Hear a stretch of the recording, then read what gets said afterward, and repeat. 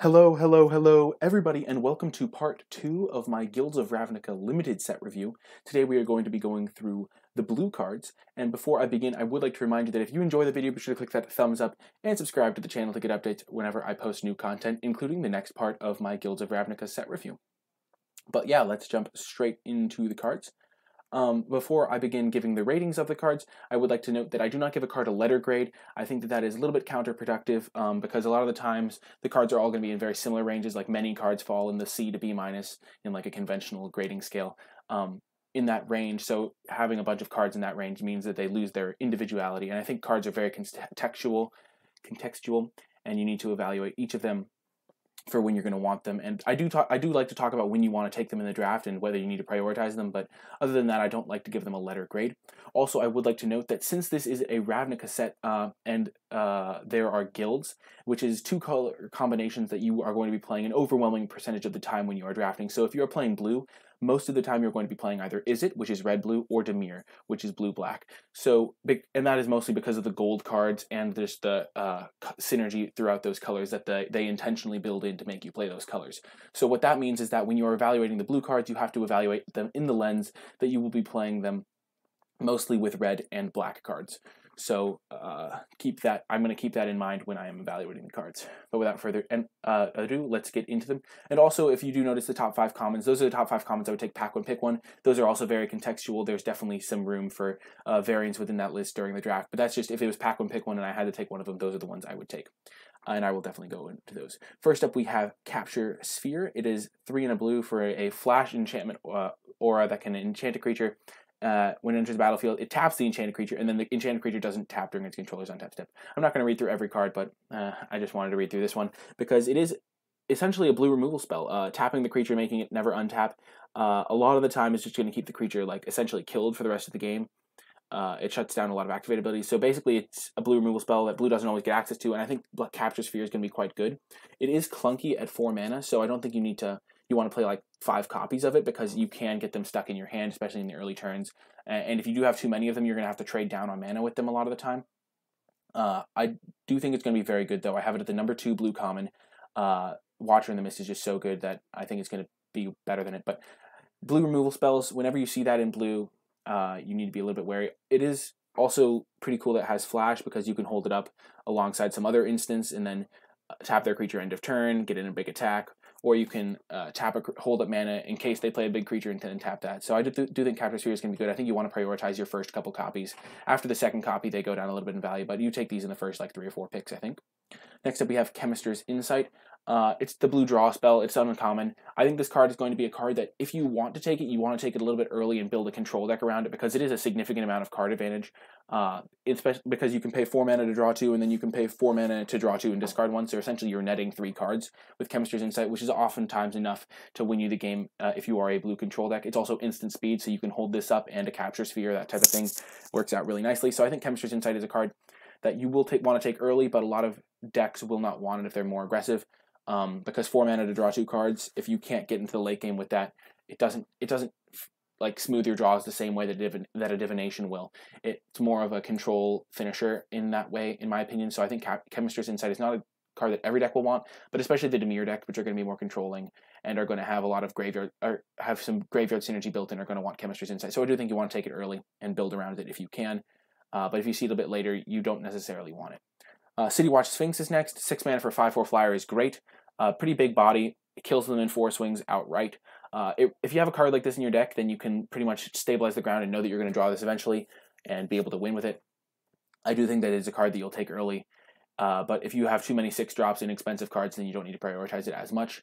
Also, Watcher in the Mist. I kind of just want to cover Watcher in the Mist. Watcher in the Mist is a card at number 1 blue common. It's basically a big flyer. I'll get to it alphabetically, but it's a big blue flyer that makes City Watch Sphinx a little less necessary because it's also a big blue flyer, and I think Watcher in the Mist may even be better than City Watch Sphinx, but it's still a good card. You'll take it early and you'll play it in your in all of your blue decks, even your aggressive ones like a big curve topping flyer. Dazzling Lights is an interesting one. The effect is not usually worth a card, so you need to have other instants and sorceries synergies, which red-blue does have a decent number of cards that care about casting instants and sorceries, So I think Dazzling Lights might have a home in some of those decks, but most of the time this card's going to be unplayable, and you shouldn't run this. Even if, like, I think just because it has Survey 2 doesn't mean that it's going to be worth it. Like, if you just had to cast a card that said Scry 2, it wouldn't be worth it a lot of the time. And this shrinking there only the creature's power doesn't usually help you a lot. It definitely has some potential, but I think a lot of the time you're not going to want this card. Just kind of hard to set up. Next up, we have Devious Cover-Up. This card's pretty bad. 4-mana counterspell. It doesn't matter if it can counter anything. The effect is pretty irrelevant. You don't really want to play Devious Cover-Up. Sometimes you'll side it in if they have an overpowered bomb that you can't beat with anything else, but pretty much unplayable. Demir Informant I actually have as the number 4 blue common. I think it's quite good. 3 mana for a 1/4 with Survey 2. Really helps you hit your land drops, or if you have a lot of land drops already, it can get rid of extra lands, help you find some action. It also stalls the ground really well, which I think blue decks are going to be very controlling in this format. So I think Demir Informant is going to be a good card. You'll take it like in the 5th to 7th range very happily. Maybe you'll even take it a little bit earlier if you're already in blue. But I think it's going to be a very good card. Next up we have Disdainful Stroke. I think Disdainful Stroke is going to be basically a sideboard card. Just the fact that it doesn't hit cheap things means that if you're playing against an aggressive deck and you have Disdainful Stroke in your hand, it's a huge liability. Granted, you can hold it up later in the game, but people don't always cast a ton of super expensive spells, and holding up 2 mana does cost you in the long run. So I don't think Disdainful Stroke is going to be that good. I think it's more of a sideboard card than a main deck card. Though you can definitely side it in if your opponent has a lot of expensive cards or Convoke cards. It does get much better if your opponent is playing a deck with a lot of Convoke creatures, because those have naturally high converted mana costs, even if you're convoking them out for cheap. Dream Eater is just a first pick bomb rare. Survey 4 is huge. It's just going to let you draw like good cards for the next like 2 turns. Flash means it can eat a creature. Flying means it's going to end the game on its own. Dream Eater is just a first pick bomb, and you definitely are going to want to play this card if you can.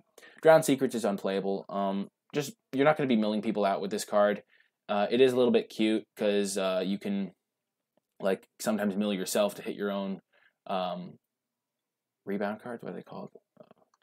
Jumpstart cards. You can sometimes hit your own jumpstart cards, I guess, but you're never going to really have enough jumpstart cards to justify it, and you're not going to be milling your opponent out. So I don't think Drowned Secrets is going to end up being very good. I think it's going to be unplayable, but it will be a fun build around to try out if you can. If you get one, then you can like draft a meme deck, but I don't think it's going to be very good. Next up, we have Enhanced Surveillance, which is basically another build around card that I think is going to be pretty bad. Surveilling an extra 2 cards is fine, but it doesn't like net you any card advantage. It just digs you deeper into your deck, and I don't think spending 2 mana on turn 2, even if you cast it on turn 2, is going to be great a lot of the time. Also, if you draw this later after you've already used your surveil cards, it's surveil. I'm not sure how it's pronounced, but surveillance, surveil.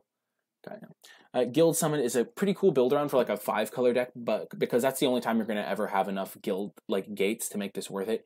I think the card is good if you have like 7 or 8 gates in your deck. Like I think 8 is like where it gets good, because if you're spending 3 mana and tapping the gates, then that's essentially like 5 mana draw 2, which is pretty bad.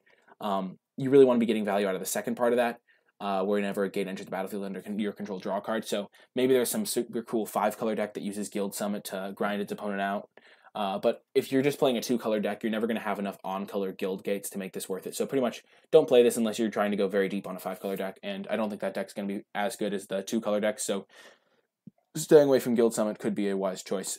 Will be usually like you're not going to get punished for not playing Guild Summit. It's a card that you're never going to really have enough gates to make work.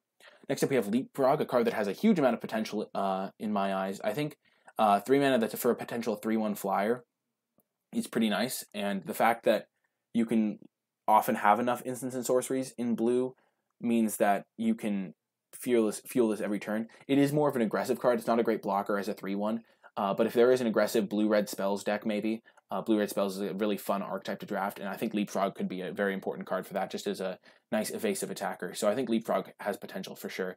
I don't think you need to prioritize it all that much. I don't think it has a huge range of decks that it's good in, but I think that the decks that want it are going to be able to get it, and it's going to have a home there. It actually works really well with the next card, Maximize Altitude. Target creature gets +1/+1, gains flying until end of turn. You can cast this on another one of your creatures, give your Leapfrog flying as well because of the Leapfrog trigger, and then next turn you can use the Jumpstart. Maximize Altitude, however, I'm just going to look at it on its own now. It's a fine card. It's an interesting spot because it's not a combat trick, but it does help you push in some damage late in the game. So I think if there is a spells aggressive deck, then Maximize Altitude could definitely have a home because it triggers all of your spells matter cards.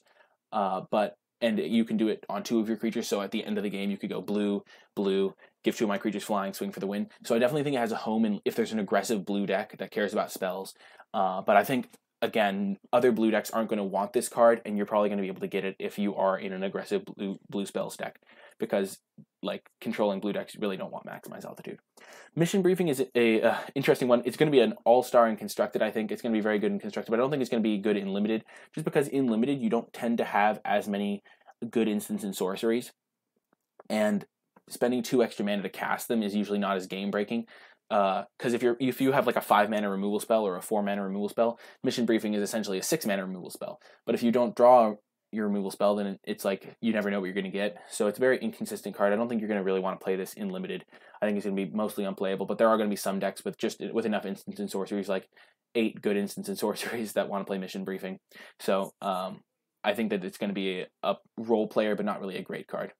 Next up, we have Murmuring Mystic, a card that I am very excited for. I think that Murmuring Mystic is one of the better build-arounds that I've seen so far. When you cast an instant, you get a 1/1, and it may not seem like a lot, but if you consider cards like that have Jumpstart, Maximize Altitude, for example, you cast that and get a 1/1 bird, like that's all of a sudden you're starting to get real value out of your spells. And the fact that there are spells that you can cast twice means that Murmuring Mystic is going to be good.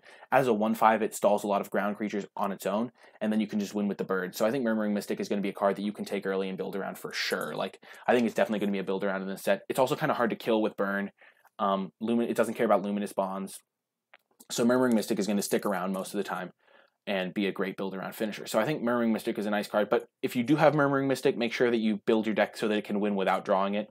That's one of the things with this type of card. If you just put Murmuring Mystic and all spells, and then you don't draw your Mystic, you're screwed. So make sure your deck has other ways of winning, but I think Murmuring Mystic is going to be a great card in a Spells Matters deck.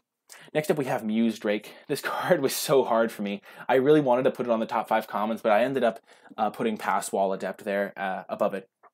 And the reason why was because 4 mana for a 1/3 just really doesn't affect the board a ton, and I'm worried that if you're playing against even like a decent mid-range deck, they're going to tap out on turn 4 for their 4/3 or something. You're going to tap out for a 1/3, and then they're just going to start clocking you. And even though you have this 1/3 that you essentially got without paying a card for it, because it does draw you a card, it doesn't really affect the board as much as you want it to. I do think it's going to be playable. I think it's a card that you will definitely be like fine playing in your decks, and I think it is going to be good in a lot of decks. Small, like it doesn't have the highest power, but it is a flyer, so it can chip in for some points of damage. It can block things, but I don't think Muse Drake is going to be insane. I just don't think the body is big enough. So, and I think that it can really put you behind if you cast this against an aggressive deck. So, Muse Drake is a bit of a not as strong as it could have been, but I still think it's going to be fine, and I think you can like play one or two of these, but you don't need to prioritize them. You'll probably get them in the middle or late end of the draft, and you don't need to like think, oh no, I missed out on a Muse Drake. I don't think they're going to be insane. Next up, we have Narcomoeba, which is kind of interesting. I think it's really cool with Surveil Narcomoeba. Like if you put it into your graveyard with Surveil, you get a free 1/1 flyer. But I still don't think Narcomoeba is going to be insane, because you're not going to have like a perfect Surveil deck every time, and the times where you cast a 2-mana 1/1 flyer is just really bad. So I don't think Narcomoeba is going to be particularly great. Maybe if you have like 7 or 8 Surveil cards, you might play Narcomoeba, but you really don't need to prioritize Narcomoeba. It's more of just a nice reprint for Constructed, and it's kind of a cool card that you'll sometimes get into play for free. But even if you get a free 1/1 flyer, it's not like you win the game on the spot. It's just a cool upside. So I don't think Narcomoeba is going to be particularly good. Next up, we have Nightvale Sprite. Funny story about Nightvale Sprite. When I first read this card, I like read through it, and then I saw that it had flying, and I like audibly was like, oh my goodness. I was like, oh my goodness. I like said it out loud, and then I was like thinking back, and I was like, why did I say about this card? And that's because this card is just really, really good. 2 mana for a 1/2 flyer is not insane, but when you Surveil every turn after hitting them with it, it just really smooths your draws and sets you up like amazingly for the rest of the game. You're going to hit all your land drops. You're going to find action when you need it. You're not going to flood out. And it's really hard to interact with this card, and if they have to use a premium removal spell on it, it's going to be good for you. So I think Nightvale Sprite is going to be a card that you take early and play every single time. Any deck wants it. Aggressive decks want it. Control decks want it. Nightvale Sprite is going to be an all-star. I think you'll take this card like first pick out of a lot of packs. I think it's going to be phenomenal. That's my hot take on Nightvale Sprite. Next up, we have Omnispell Adept. I don't think this card is going to be great. 5 mana for a 3/4 is not good. And then when you, like, the ability is like not super relevant because there's not a ton of expensive instants and sorceries, especially ones that you can't cast anyway. So like you cast your 5-mana creature that's definitely understated, and then you're using it to cast your 5-mana instants and sorceries. Like you can already cast those. So I don't think Omnispell Adept is going to be very good in limited. Maybe it's better in constructed, but I don't think it's going to be a card you really want to play in limited. Pass Wall Adept is the card that did take the number 5 blue common slot. I think that blue is going to be a very slow, grindy color. Surveil makes it like get into the late game very well because it doesn't flood too much and it can hit its land drops to get into the late game. But in order to get to the late game, you need to survive the early turns. And Pass Wall Adept as a 2-mana 1/3 can block, and then it can also be like a win con later in the game because it can let your beefier ground creatures get through unblocked. If they have a big flying blocker, it can get in for some damage. And then also it's just like the threat of activation is pretty real. Like if you get up to the late game and you have 6 mana in play, you can make 2 of your creatures unblockable and hit them for like 5 a turn once you've stabilized. So I think Pass Wall Adept, the activated ability is pretty good, and the fact that it's a cheap creature for blue is going to be pretty good. So I think Pass Wall Adept, while not a card that I would like prioritize, I think you're going to probably be able to get some of these. Is going to be nice. And if you are an aggressive blue deck, it's also kind of nice just as a way to push through some extra damage. So Pass Wall Adept just hits a couple of the notes that I think it needed to hit. And so I think it's going to be a pretty good card in the set. Quasi-Duplicate is an interesting one. If you copy like a 3-drop, then it's pretty nice value. If you copy anything bigger, it's really nice. And I think Quasi-Duplicate is going to be a card that you can take early and build and like just be happy playing it. The fact that it has Jumpstart is really nice because it means that it's just, I think Jumpstart is just a great mechanic because it means that if you have too many lands in the late game, you can use Quasi-Duplicate. Also, Surveil is in blue, so you can mill it into your graveyard and then use the Jumpstart later. So it's just free value there. I think Quasi-Duplicate is going to be quite good, and I think you should take this pretty much. I think it's better than like pretty much a lot of the uncommons and common, like almost all the commons. It's just really good. You do need to make sure you have enough creatures in your deck if you're going to play Quasi-Duplicate. You don't want to put it in like a 10-creature deck. But if you have like a couple of 4-drops, a couple of 5-drops, and then you play Quasi-Duplicate, copy like your 4/4, it's just going to be quite nice. So I think Quasi-Duplicate is going to be pretty nice. Radical Idea is an interesting one. It's going to be one of those ones where the power of this card is going to be if there is a Spells Matter theme, because 2 mana to draw a card does literal nothing. Like you could just put a different spell in your deck, and then the Jumpstart doesn't net you card advantage because you're discarding a card to do that. So it's like kind of like a really bad Tormenting Voice because like you put in your graveyard and then you can like discard a land to draw a card with Radical Idea. So if there's a deck that really cares about spells, maybe like a Leapfrog deck. What's it called? It's not called Leapfrog. It's called... Oh, it is called Leapfrog. It's actually called Leapfrog. Man, my subconscious mind isn't trolling me for once.